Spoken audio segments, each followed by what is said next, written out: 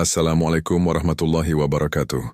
Selamat datang kembali di Jago Horor, tempatnya kisah-kisah mistis yang bikin merinding sampai tulang belakang. Jangan lupa untuk like, komen, dan subscribe, biar kamu nggak ketinggalan kisah-kisah kelam yang jarang diceritakan orang. Di episode kali ini, kita akan membahas sebuah cerita yang tidak hanya menyeramkan, tapi juga menyimpan pesan kelam tentang keserakahan dan harga dari sebuah perjanjian gaib. Matikan lampu, pasang headset, dan bersiaplah. Karena kisah ini mungkin akan membuatmu berpikir dua kali sebelum berurusan dengan dunia yang tak terlihat. Masih bersama saya di Jago Horor. Langsung saja, kita mulai ceritanya. Malam itu langit mendung.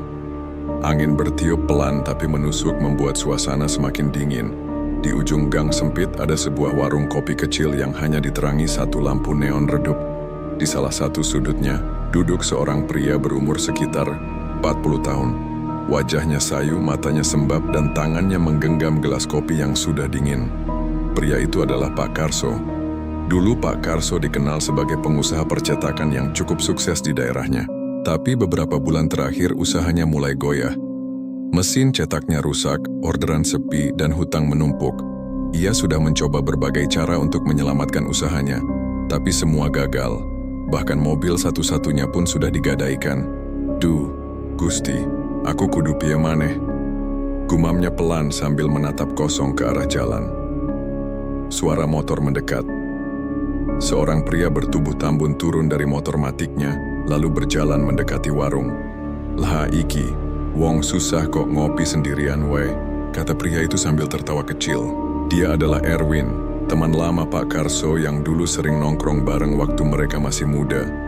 Pak Karso mengangkat wajah, mencoba tersenyum, meski matanya penuh beban. "Erwin, wis suwe nggak ketemu. Kowe piye kabare?" tanyanya lemas. "Alhamdulillah, apik.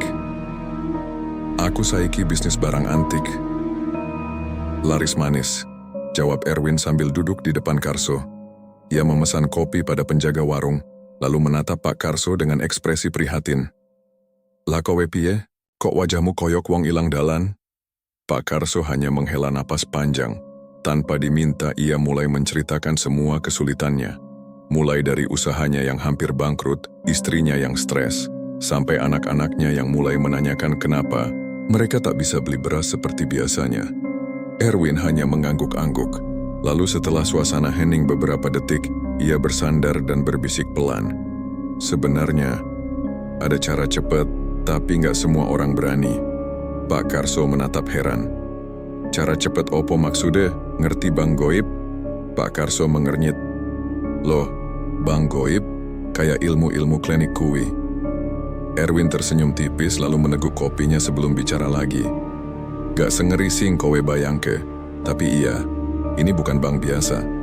Tapi bisa bantu wong sing lagi kepepet kayak awakmu saiki." Pak Karso tertawa kecut. "Erwin, aku lagi stres, ojo guyon sing aneh-aneh. Aku serius, so. Aku sendiri juga dulu sempet nyoba. Coba kowe lihat aku saiki. Dulu aku juga di titik nol. Tapi setelah ikut jalan ini, rezekiku ngocor terus. Uang datang dari arah yang gak disangka-sangka." Pak Karso mulai diam. Ada rasa takut tapi juga penasaran. Apalagi melihat Erwin yang sekarang tampil jauh lebih mapan. Jam tangannya mengkilap, motornya baru, dan pakaiannya rapi. "Keren piye?" tanyanya akhirnya. Erwin mendekat lalu berkata pelan, "Nek kowe bener-bener siap, nanti tak kenalin sama orangnya. Tapi ingat, ini bukan cuma soal uang. Ada syarat, ada tumbal. Tapi nggak langsung dan nggak semua orang ngalamin." Pak Karso tercekat. "Tumbal?" Erwin mengangguk. "Tapi nggak usah dipikir sekarang. Tak kasih waktu 2 hari. Nek kowe yakin, nanti aku ajak. Tapi sekali melangkah nggak bisa mundur." Setelah itu Erwin pergi. Meninggalkan Pak Karso sendirian dengan pikirannya yang kalut. Malam semakin larut. Hujan mulai turun perlahan. Di dalam warung yang makin sepi, Pak Karso duduk kaku. Kata-kata Erwin terus terngiang di kepalanya. "Bang Goib, uang datang dari arah yang tak disangka, tapi ada tumbal." Pak Karso menatap gelas kopinya yang hampir kosong lalu bergumam, "Kalau demi keluarga, apa aku harus nekat?" 2 hari sudah berlalu sejak pertemuan Pak Karso dan Erwin di warung kopi. Namun kata-kata yang dilontarkan Erwin malam itu masih terus berputar di kepala Pak Karso. Ada cara cepat, Bang Goib, tapi ada tumbal. Di siang hari, Pak Karso masih berusaha menjalankan usahanya meski percuma. Tak ada satupun pelanggan datang ke tempat percetakannya. Mesin cetak tua di pojok ruangan hanya terdiam, seolah tahu tak akan digunakan lagi. Telepon sepi, bahkan para tukang yang dulu membantunya, satu persatu sudah pamit tak bisa lanjut kerja tanpa gaji. Istrinya, Bu Rini, mulai terlihat pucat dan murung. Ia hanya diam di rumah, mengurus 2 anak mereka yang masih sekolah. Sesekali terdengar ia menangis di kamar, mungkin karena bingung harus masak apa, karena uang belanja sudah tak ada. Malam itu, saat rumah sudah sepi dan anak-anak tertidur, Pak Karso duduk sendiri di teras belakang. Hatinya penuh kebimbangan. Ia tahu bahwa jalan yang ditawarkan Erwin tidak wajar, tapi setiap kali ia menimbang, wajah istri dan anak-anaknya muncul dalam pikiran. Akhirnya, ia mengirim pesan pendek ke Erwin. Aku siap kapan dan dimanain tak lama balasan masuk. Malam ini jam 11 aku jemput, siap mentalmu. Pak Karso menelan ludah, jantungnya mulai berdebar. Jam menunjukkan pukul 10 malam dan suasana rumah sangat sunyi. Angin malam membuat dedaunan di halaman belakang bergesek-gesek seperti suara bisikan. Tepat pukul 11 malam, suara motor berhenti di depan rumah. Pak Karso mengenakan jaket lusuhnya dan keluar pelan-pelan agar tidak membangunkan keluarganya. Di luar, Erwin sudah menunggunya dengan motor. "Wis siap?" tanya Erwin tanpa banyak basa-basi. Pak Karso hanya mengangguk lalu duduk di belakang Erwin. Mereka menyusuri jalanan sempit, melewati sawah dan hutan kecil. Semakin jauh dari pemukiman, semakin sunyi suasananya. Tidak ada penerangan, hanya lampu, motor yang menyapu gelapnya malam. Tak ada yang berbicara, hanya suara jangkrik dan lolongan anjing dari kejauhan yang terdengar. Setelah hampir 30 menit perjalanan, mereka tiba di depan sebuah bangunan tua tak terurus. Bangunannya kecil, terbuat dari kayu yang sudah lapuk dan dikelilingi semak tinggi.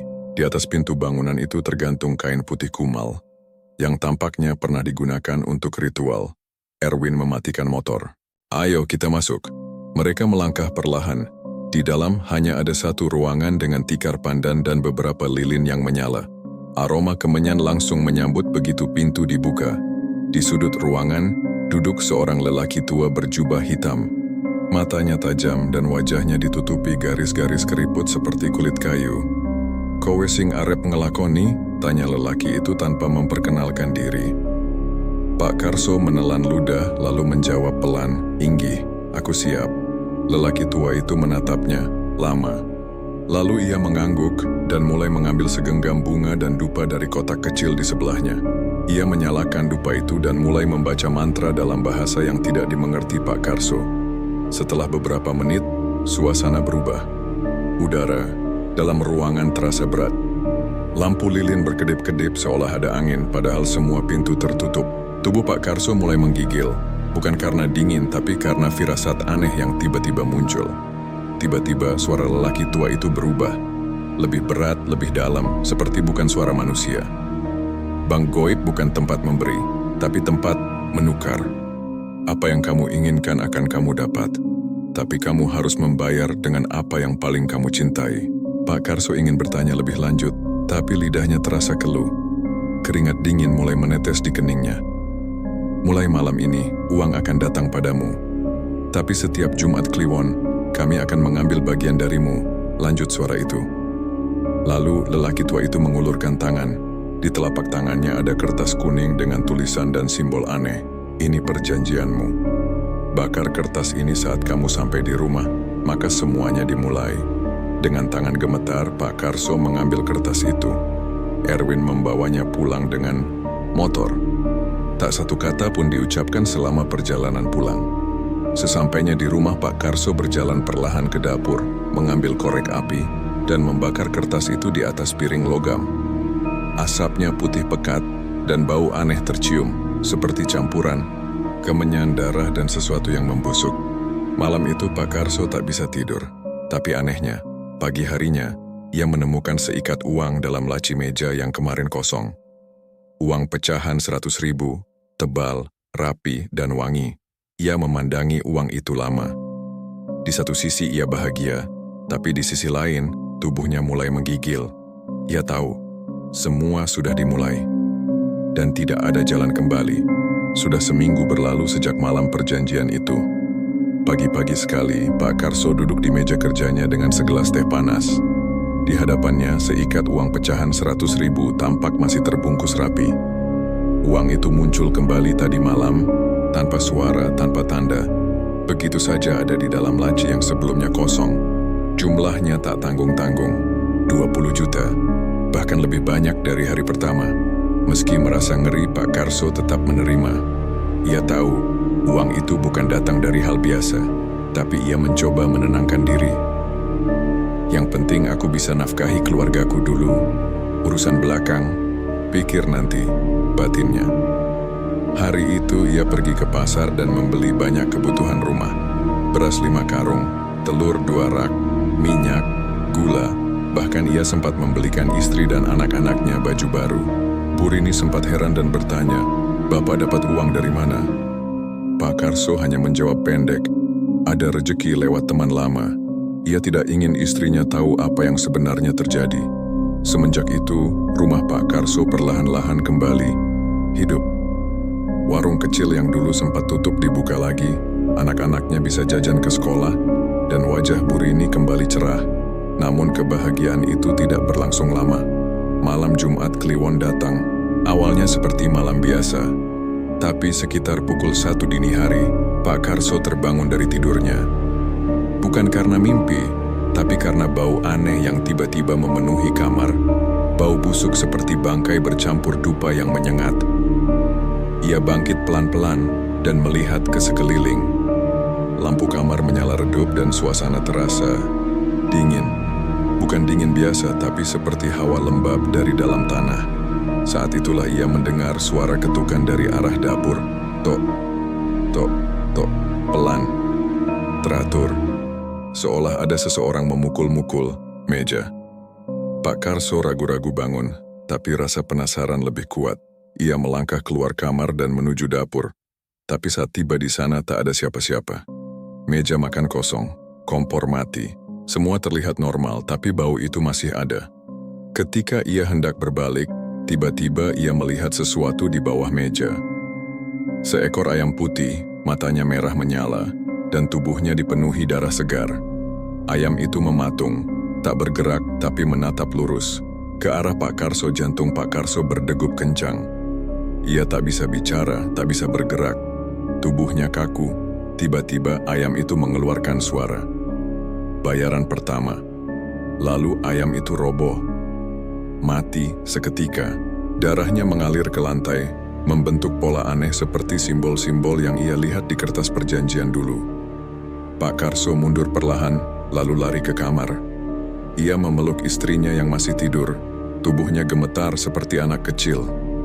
Paginya, ayam, peliharaan mereka ditemukan mati tergantung di pagar belakang rumah. Lehernya sobek dan tubuhnya dibungkus kain kafan kecil. Warga yang melihat langsung heboh, mengira itu perbuatan orang iseng atau kiriman guna-guna. Pak Karso hanya diam. Dalam hatinya ia tahu, itu bukan kiriman orang. Itu kiriman bank goib. Hari-hari berikutnya uang tetap datang. Jumlahnya makin besar.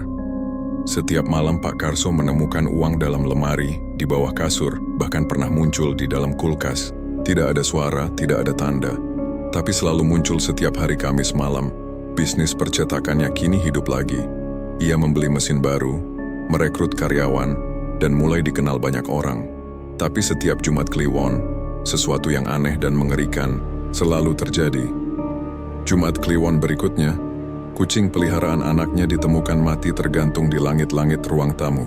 Darahnya menetes ke lantai dan membentuk angka 2 dengan sendirinya. Lalu Jumat berikutnya lagi, asisten rumah tangganya tiba-tiba hilang dan ditemukan seminggu kemudian di sungai, mengapung dengan wajah pucat dan matanya terbuka lebar. Pak Karso mulai dihantui rasa bersalah. Ia tahu ini bukan kebetulan. Semua ini adalah bagian dari bayaran yang disebut Erwin.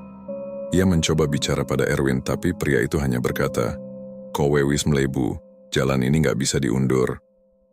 Saben Jumat Kliwon dia datang ambil bagian.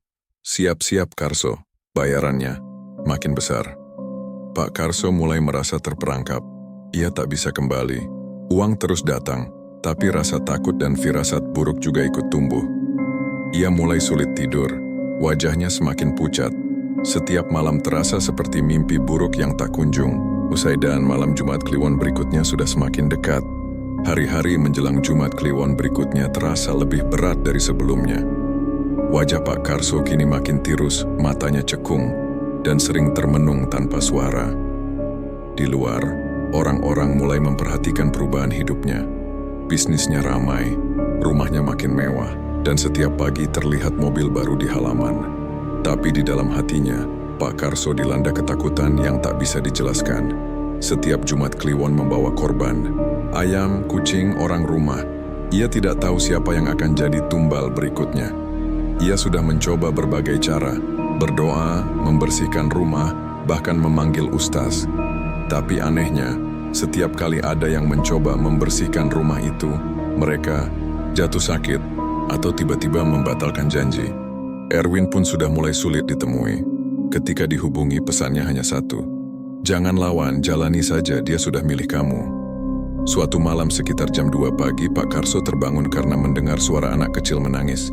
Ia kira itu anak bungsunya Sinta. Tapi ketika ia ke kamar, kedua anaknya tidur pulas, tidak ada yang menangis. Suara tangisan itu terdengar lagi, kali ini dari dalam lemari pakaian.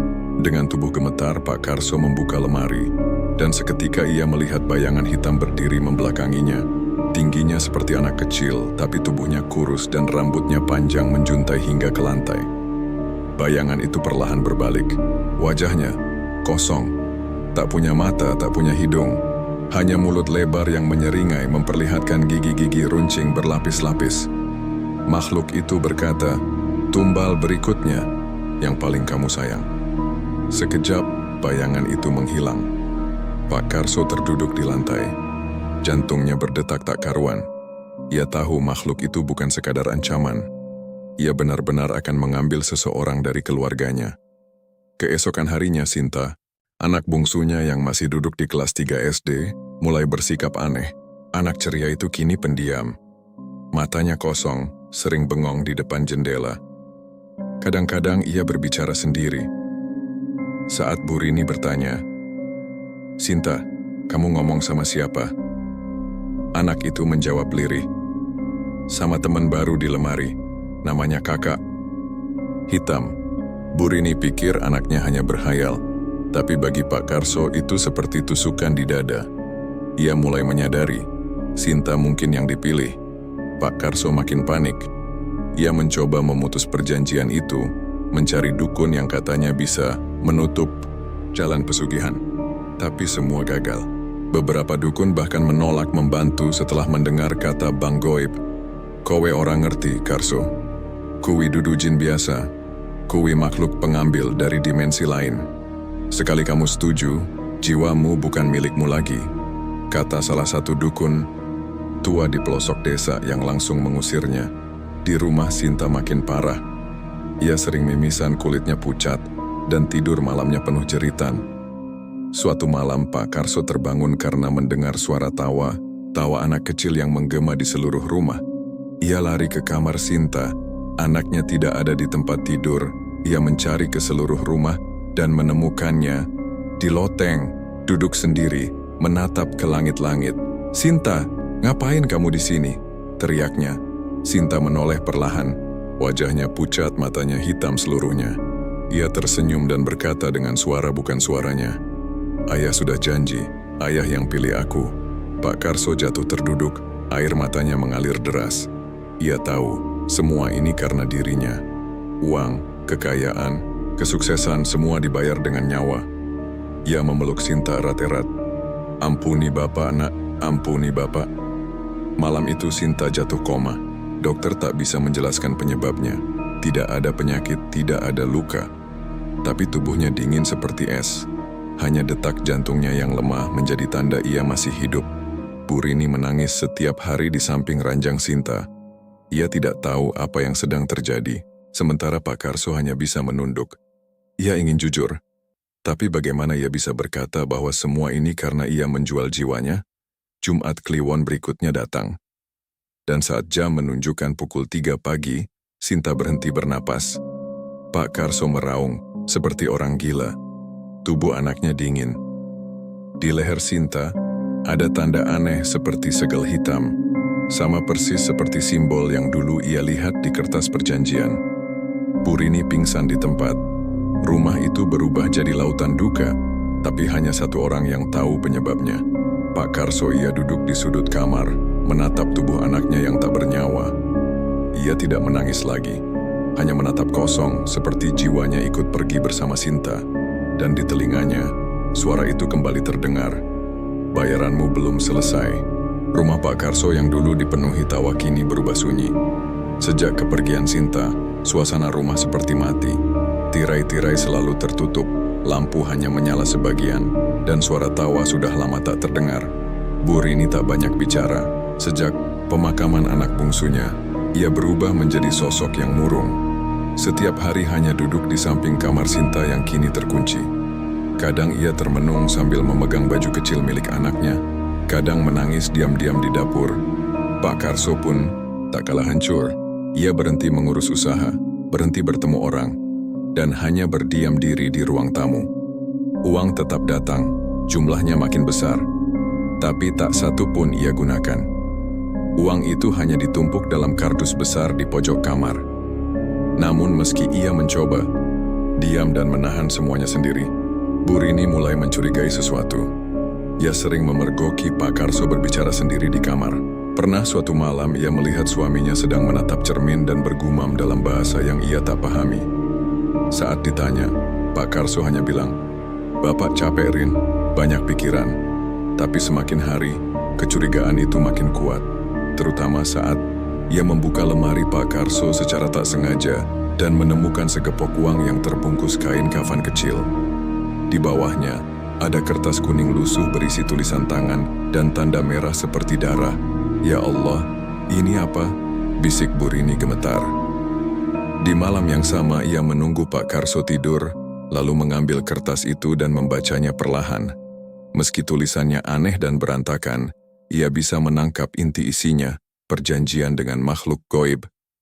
Ada nama Pak Karso, ada daftar tumbal, dan ada tanda tangan yang di bawahnya tertulis, "Satu nyawa, satu berkat, semakin dekat semakin dalam." Mata Bu Rini langsung berkaca-kaca. Tangannya gemetar, jantungnya seperti diperas. Semua kepingan yang selama ini tak masuk akal, kini mulai menyatu. Kematian Sinta bukan kebetulan. Semua ini karena Pak Karso. Pagi harinya, tanpa banyak kata, Bu Rini menatap suaminya tajam. "Pak, kamu buat perjanjian apa?" Pak Karso diam, menunduk.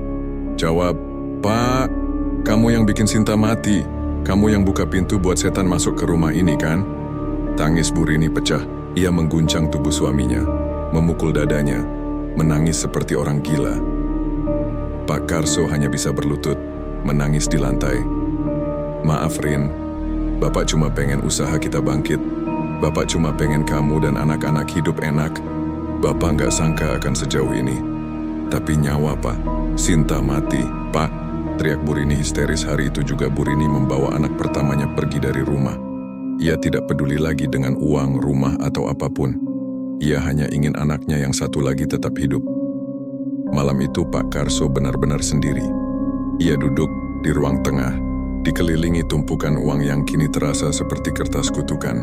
Tak ada suara lain selain detak jam dinding dan desahan angin yang terasa semakin dingin. Tiba-tiba lampu padam. Gelap total. Pak Karso berdiri perlahan, meraba-raba ke arah lilin. Tapi sebelum ia sempat menyalakan korek, terdengar suara bisikan, tepat di belakang telinganya. Satu lagi. Lalu semuanya lunas. Ia membalikkan badan cepat. Tak ada siapa-siapa. Tapi dari arah dapur, terlihat bayangan tinggi besar berdiri. Kali ini, sosoknya bukan hanya bayangan, tapi nyata. Tubuhnya seperti dibungkus kain abu-abu panjang. Wajahnya tak terlihat. Dan di sekelilingnya berputar lembaran uang kertas, terbang melayang sendiri seperti daun gugur. Pak Karso mundur, tubuhnya lemas. Makhluk itu perlahan melangkah mendekat dan berkata dengan suara berat, "Istrimu atau kamu sendiri? Pilih." Wajah Pak Karso berubah pucat pasi, tangannya gemetar hebat. Aku nggak mau lagi. Cukup. Ambil aku aja. Ambil aku. Teriaknya sambil menangis. Makhluk itu diam sejenak, lalu menunduk. Kalau begitu besok, kita jemput kau. Dalam sekejap sosok itu menghilang, lampu rumah menyala kembali. Tapi ruangan kini dipenuhi bau busuk seperti daging terbakar. Dan di lantai tempat makhluk itu berdiri tadi, tertinggal jejak kaki hitam, panjang, seperti kaki manusia, tapi bercakar. Esok paginya, tubuh Pak Karso ditemukan oleh tetangganya. Ia tergantung di ruang tamu, leher terikat dengan kain putih yang tak dikenal. Anehnya, wajahnya tidak seperti orang gantung diri biasa. Wajahnya tersenyum, tapi matanya terbuka lebar penuh darah. Di sampingnya, ada sebuah tulisan di kertas lusuh. "Lunas kontrak selesai. Kami akan datang lagi jika dibutuhkan." Warga gegar. Banyak yang menyebut kematian itu sebagai bunuh diri. Tapi ada juga yang percaya itu dihisap makhluk gaib karena jenazah Pak Karso tercium bau busuk yang tidak hilang meski sudah dimandikan berkali-kali. Bu Rini yang mendengar kabar itu hanya bisa menangis dalam diam. Ia tahu, suaminya sudah menebus semuanya dengan nyawa, tapi yang telah hilang tak bisa kembali. Sudah hampir 2 bulan sejak kematian Pak Karso, Bu Rini dan anak pertamanya Reza kini tinggal di rumah kontrakan sederhana di pinggir kota. Mereka meninggalkan rumah besar dan segala kemewahan yang pernah mereka nikmati. Semua harta, semua kenangan ditinggalkan begitu saja. Bu Rini hanya membawa pakaian secukupnya, beberapa dokumen penting, dan foto keluarga yang sudah buram warnanya. Meski hidup jauh lebih sederhana, Bu Rini merasa lebih tenang. Setidaknya ia tak lagi dihantui mimpi buruk seperti saat masih di rumah lama. Ia bekerja sebagai buruh cuci di rumah orang, dan Reza yang sudah duduk di bangku SMA ikut membantu dengan menjadi ojek online sepulang sekolah. Namun, ketenangan itu tak bertahan lama. Suatu malam Reza pulang larut. Jam menunjukkan pukul 11 malam. Ia mengetuk pintu dengan pelan, dan saat Bu Rini membukakan pintu, wajah anaknya tampak pucat. "Kamu kenapa, Za?"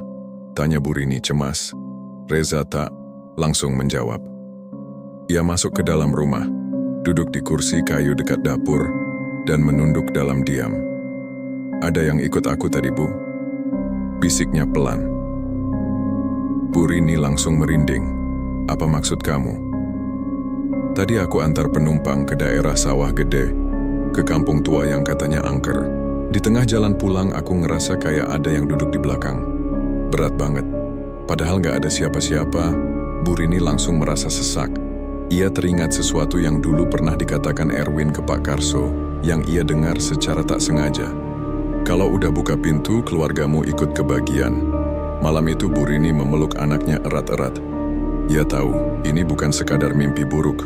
Kutukan Bang Goib belum selesai. Beberapa hari kemudian Reza mulai berubah. Ia jadi sering menyendiri. Matanya sayu dan kadang-kadang ia tertidur sambil duduk. Yang lebih aneh lagi, ia mulai bisa menebak hal-hal yang akan terjadi. Pernah saat tetangga sebelah kehilangan HP, Reza bilang, "Coba cari di bantal belakang, pasti jatuh ke sana." Dan benar saja, HP itu ditemukan di situ. Namun kemampuan itu datang dengan harga. Setiap kali Reza menerawang, ia akan mimisan. Kadang bahkan sampai pingsan. Bu Rini tak tahan lagi. Ia membawa Reza ke ustaz kampung, yang dikenal bisa membantu orang yang terganggu secara gaib. Setelah melihat Reza dan mendengarkan ceritanya, ustaz itu hanya menggeleng pelan. Anak ini dibayang-bayangi warisan gaib. Ada yang mengawasinya. "Energinya bukan dari dunia ini," kata ustaz. "Bisa disembuhkan, Pak Ustaz?" tanya Bu Rini penuh harap. "Bisa, tapi harus dibersihkan total.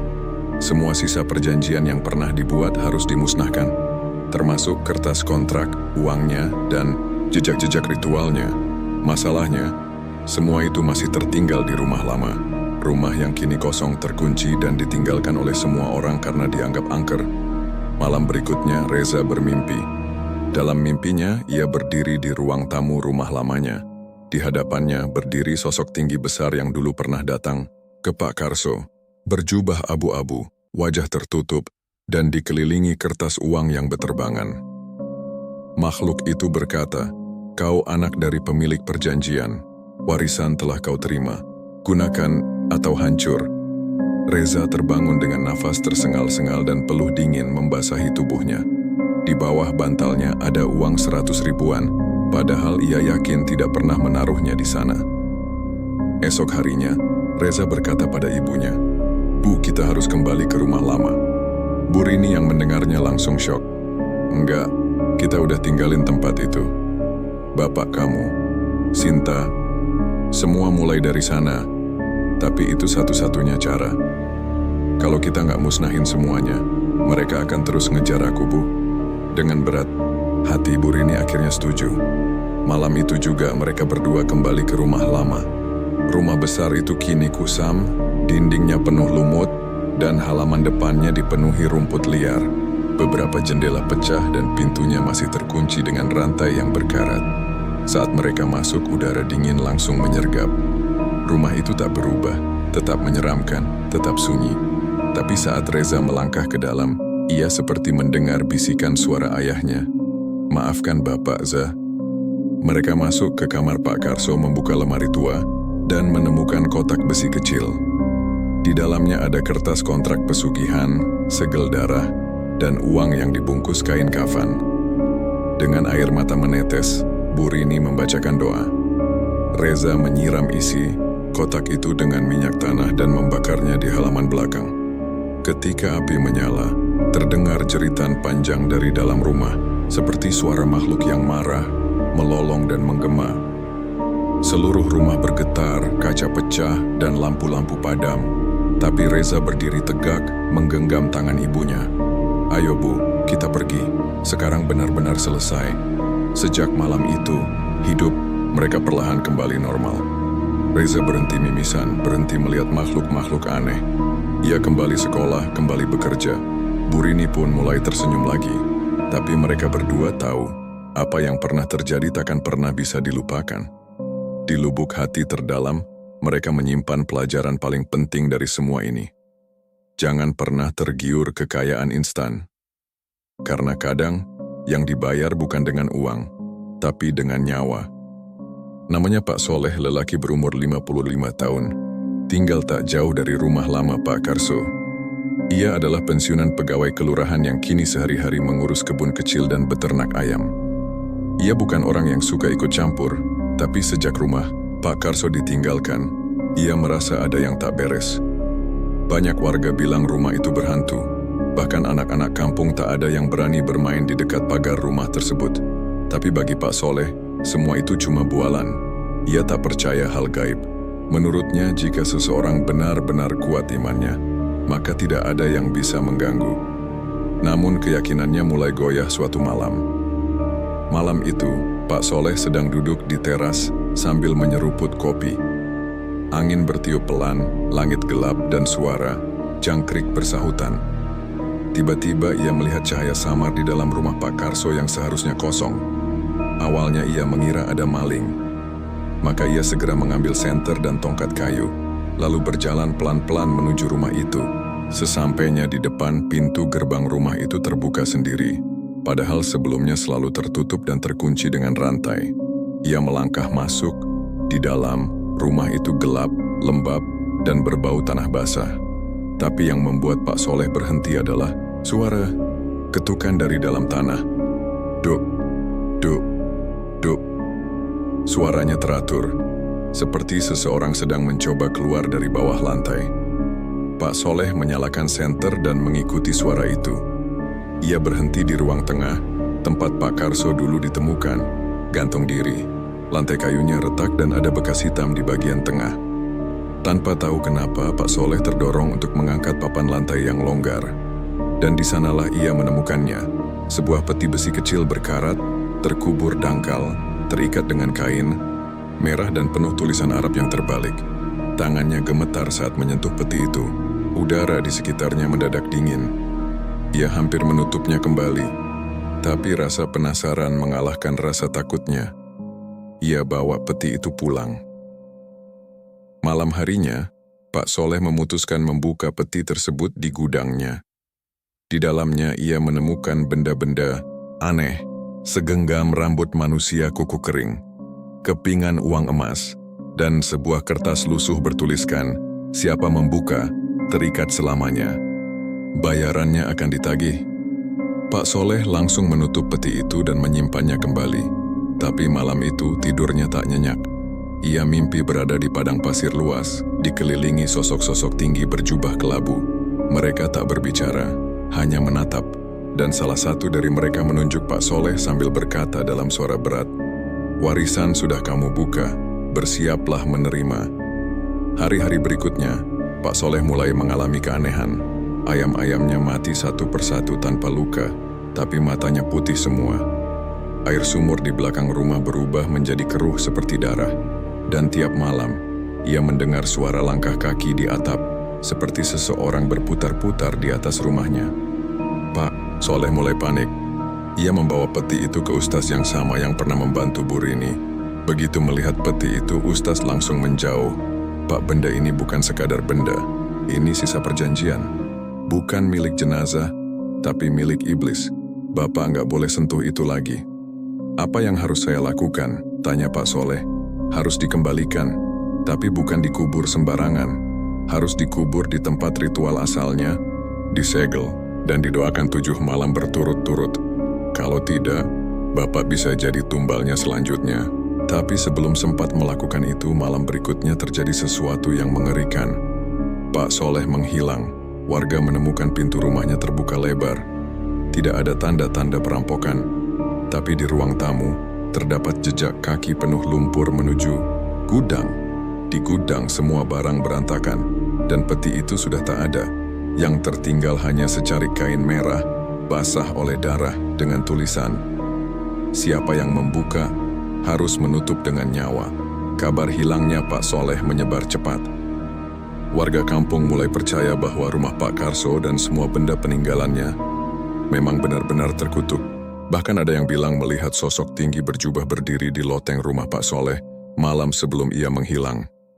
Beberapa orang dari kampung datang ke Bu Rini untuk bertanya, tapi ia hanya menjawab singkat, "Kalau kalian melihat sesuatu, jangan dekati, biarkan terkubur. Jangan pernah buka yang sudah tertutup." Tapi dari jauh, Reza yang kini sudah mulai dewasa hanya menatap kosong keluar jendela. Karena ia tahu, bank goib belum selesai. Mereka hanya menunggu orang berikutnya yang serakah. 3 bulan sudah berlalu sejak kepergian misterius Pak Soleh. Rumahnya kini kosong, bahkan lebih sunyi daripada rumah Pak Karso dulu. Warga sudah tak berani lewat gang itu saat malam. Bahkan tukang pos sekalipun memilih meletakkan surat di ujung jalan Reza, yang kini mulai masuk kuliah di kota terdekat, mencoba menjalani hidup seperti orang normal. Ia kuliah sambil kerja sambilan, tinggal di kos kecil dekat kampus dan berusaha melupakan masa lalu. Namun ada yang aneh dengan tubuhnya belakangan ini. Setiap malam Jumat Kliwon, ia bermimpi tentang angka-angka. Angka-angka itu muncul di langit, di dinding, bahkan di tangan dan wajah orang-orang di sekitarnya. Saat ia bangun, ia ingat semuanya dengan jelas. Awalnya Reza mengabaikan. Tapi saat temannya Fajar bilang sedang pusing mencari nomor undian, Reza iseng menuliskan angka-angka itu di kertas dan memberikannya. Fajar tertawa, "Kamu jadi dukun sekarang?" Namun seminggu kemudian Fajar datang dengan wajah pucat. "Za, angka yang kamu kasih keluar semua. Gue menang 5 juta. Reza membeku. Bukan karena senang, tapi karena ia tahu angka-angka itu bukan muncul dari dirinya sendiri. Sejak malam itu, mimpi-mimpi itu makin sering datang. Suatu malam Reza bermimpi berada di ruangan gelap. Di tengah ruangan ada kursi batu, dan di atasnya duduk sesosok lelaki tua dengan mata tertutup kain hitam. Lelaki itu berkata, "Darahmu membawa tanda. Kamu anak dari yang meminjam. Warisan tidak mati. Warisan menunggu digunakan." Reza berteriak dalam mimpinya. Ia tidak mau. Ia hanya ingin hidup biasa. Tapi suara itu menjawab, "Kamu tidak punya pilihan. Kita sudah di sini. Kita tidak pernah pergi." Ketika Reza bangun, Ia terkejut melihat telapak tangannya dipenuhi goresan-goresan merah, seperti tertulis dengan darah, membentuk pola-pola tak dikenal. Tapi dalam waktu beberapa menit, semua itu lenyap begitu saja. Ia mencoba menceritakan semuanya pada ibunya Bu Rini, yang kini tinggal bersama nenek di desa. Tapi Bu Rini hanya bisa menangis. Kita pikir ini sudah selesai, Nak. Tapi mungkin sudah terlalu dalam. Hari demi hari Reza mulai kehilangan kendali. Kadang saat melihat orang lewat, ia bisa melihat hal-hal aneh. Seorang bapak yang sebentar lagi kena musibah, anak kecil yang membawa aura hitam, atau bahkan bayangan makhluk berjubah mengikuti seseorang. Yang lebih menakutkan, Reza mulai mendapat tawaran. Seseorang misterius mengirim pesan lewat akun anonim. Kamu punya mata yang dibuka, kita bisa bekerja sama. Kamu akan dapat banyak uang, cuma butuh satu syarat kecil. Reza tidak membalas, tapi malam harinya di jendela kamarnya ada simbol lingkaran dengan garis menyilang, digoreskan dengan sesuatu seperti darah. Dia sadar ini bukan mimpi buruk biasa. Puncaknya terjadi ketika Reza sedang di kampus dan melihat temannya Rama tiba-tiba pingsan. Orang-orang panik, tapi Reza melihat sesuatu yang tak dilihat orang lain. Sosok hitam menempel di punggung Rama, berbisik pelan seperti menyerap energinya. Tanpa sadar, Reza berdiri menatap makhluk itu dan berkata, "Pergi." Makhluk itu berbalik, menatap Reza, tapi tak melawan. Ia memudar seperti kabut dan Rama langsung siuman. Teman-temannya menyangka Reza cuma kebetulan lewat. Tapi sejak kejadian itu, beberapa orang mulai mendekatinya. Ada yang bilang Reza bisa melihat yang tak terlihat. Ada yang mulai menyebutnya anak indigo. Tapi hanya Reza dan ibunya yang tahu. Ini semua karena kutukan lama yang belum sepenuhnya mati. Malam itu Reza berdiri di depan cermin. Ia melihat wajahnya sendiri, dan sosok samar berjubah abu-abu berdiri di belakangnya, perlahan mendekat. Suara itu kembali terdengar, namun kini dari dalam kepalanya sendiri. Kamu tidak bisa menolak. Kita satu darah. Darahmu adalah perjanjian. Reza menggigit bibirnya, menahan amarah. Aku bukan bapakku, tapi suara itu hanya tertawa pelan. Tapi kamu adalah hasil dari perjanjiannya, dan waktumu sudah dekat. Reza jatuh terduduk. Ia mulai mengerti bahwa selama ia masih hidup, selagi warisan itu belum benar-benar dihancurkan dari akarnya, kutukan Bang Goib akan terus mengikuti garis darah keturunan. Dan kini, bukan hanya dia yang dalam bahaya. Siapapun yang mendekat bisa ikut terseret. Di akhir bab ini, Reza membuat satu keputusan. Ia akan mencari asal mula Bang Goib. Ia akan mencari tempat, ritual, dan sosok asli yang mengikat ayahnya dulu. Hanya dengan itu, ia bisa benar-benar memutus warisan gelap ini. Namun, untuk melakukannya, ia harus kembali ke akar perjanjian. Dan itu artinya, mencari Erwin, teman ayahnya yang dulu mengenalkan semuanya. Tapi, apakah Erwin masih hidup? Setelah berminggu-minggu mencari petunjuk, Reza akhirnya menemukan sebuah nama yang nyaris ia lupakan, Erwin. Teman lama ayahnya, orang pertama yang mengenalkan ayahnya pada perjanjian dengan Bang Goib. Dulu waktu kecil, Reza hanya ingat Erwin sebagai Om Erwin, pria tinggi, wajahnya dingin, senyumnya seperti tidak tulus. Tapi setelah ayahnya meninggal dan keluarganya porak-poranda, Erwin tak pernah muncul lagi. Lewat jejak lama di buku tabungan dan kontak lama ayahnya yang masih tersimpan di gudang rumah nenek, Reza menemukan alamat terakhir Erwin, sebuah desa terpencil di pinggir hutan bernama Desa Watu Peteng. Tanpa berpikir panjang, Reza berangkat. Ini bukan lagi soal dia atau keluarganya. Ini soal menghentikan sesuatu yang telah lama dibuka dan tidak akan berhenti jika tak ada yang menutupnya. Perjalanan ke Desa Watu Peteng bukanlah hal mudah.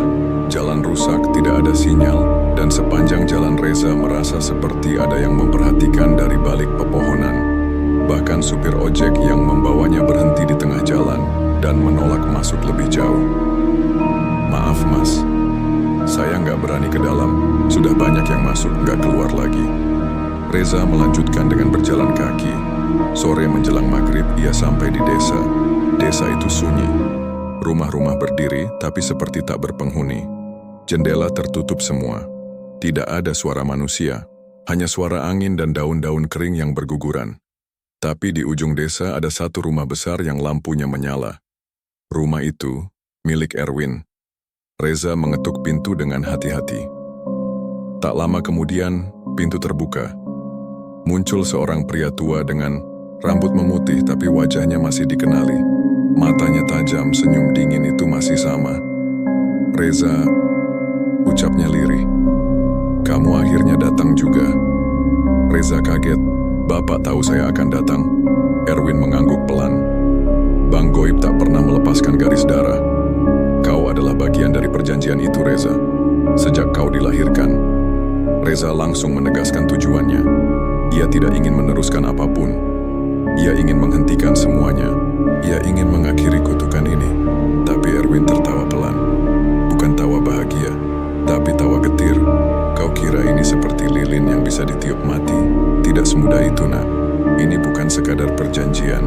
Ini warisan, dan warisan tak bisa dihancurkan, kecuali ditukar. Reza mengernyit. Ditukar? Erwin menatapnya dalam-dalam. Setiap perjanjian darah hanya bisa diakhiri dengan tumbal terakhir. Penghancuran harus dibayar. Dan kau adalah darah utama yang tersisa. Erwin kemudian membawa Reza ke ruangan bawah tanah rumahnya. Sebuah ruangan batu, seperti goa yang sengaja digali. Di sana, ada altar kuno, lilin-lilin hitam, dan patung besar berbentuk manusia dengan wajah kosong.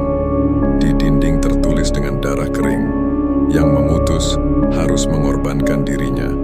Erwin berdiri di depan patung itu, wajahnya serius. Kalau kau benar-benar ingin mengakhiri semua ini, Reza, maka berdirilah di atas lingkaran itu, dan ucapkan dengan lantang, aku mewarisi tapi tak ingin meneruskan, biarlah tubuhku jadi penutup terakhir. Reza membeku, dan aku mati? Erwin mengangguk. Tapi kutukan berhenti.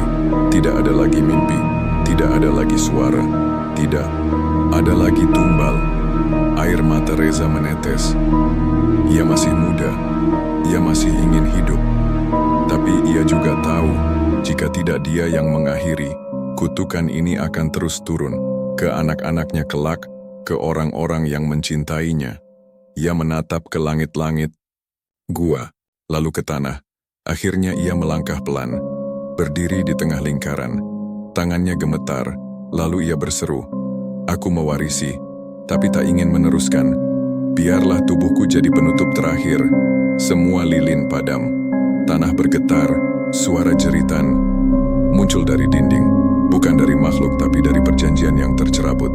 Tubuh Reza jatuh ke tanah. Matanya terbuka, tapi jiwanya perlahan menghilang. Erwin menangis. Untuk pertama kalinya, maafkan aku, Karso. Anakmu lebih kuat dari kita semua. Beberapa bulan kemudian rumah Pak Karso diratakan.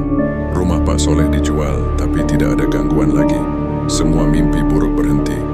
Desa kembali tenang. Tak ada lagi suara langkah malam. Tak ada lagi anak-anak hilang. Tak ada angka-angka muncul di mimpi siapapun. Kutukan berakhir. Bu Rini datang ke makam Reza tiap Jumat, membawa bunga dan air doa. Anakku, kau menutup yang tak mampu ayahmu tutup. Semoga tenang di sisi Tuhan. Di tempat jauh, dalam lorong gelap dan lembab, sosok berjubah berdiri. Ia duduk di atas kursi batu. Di sekelilingnya, perjanjian lama terbakar satu persatu. Tapi di tengah api, tersisa satu gulungan perjanjian baru. Kosong, tak tertulis, seakan menunggu. Lalu suara bergema. Akan ada yang datang lagi. Manusia tidak pernah cukup puas. Dan semuanya kembali sunyi.